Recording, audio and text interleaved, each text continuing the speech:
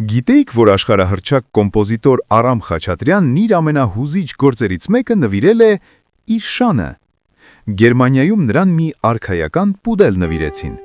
Խաչատրյանն այնքան էր սիրում երաժշտությունը, որ շան անունը դրեց նոտաներով՝ Լյադո։ Լյադոն պարզապես շուն չէր, նա հանճարի հավատարիմ ընկերն էր։ Նա նստում էր դաշնամուրի տակ ու ժամերով լսում, թե ինչպես է ստեղծվում համաշխարհային երաժշտությունը։ Բայց մի օր Լյադոն ծանր հիվանդացավ։ Կոմպոզիտորն այնքան էր տագնապած, որ իր ցավն ու վախը վերածեց երաժշտության։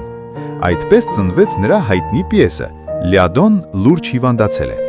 Բարեբախտաբար պատմությունն ունի բարի ավարտ։ Շունը լավացավ, իսկ Խաչատրյանը գրեց մեկ այլ, ուրախ ու թռչկոտող գործ՝ «Լյադոն առողջացել է»։ Լյադոն պարզապես ընտանի կենդանի չէր, նա Խաչատրյանի մտերիմ ընկերն էր։ Կոմպոզիտորը հաճախ էր կատակում ասելով, որ իր շունն ավելի լավ է հասկանում երաժշտությունը, քան շատ մարդիկ։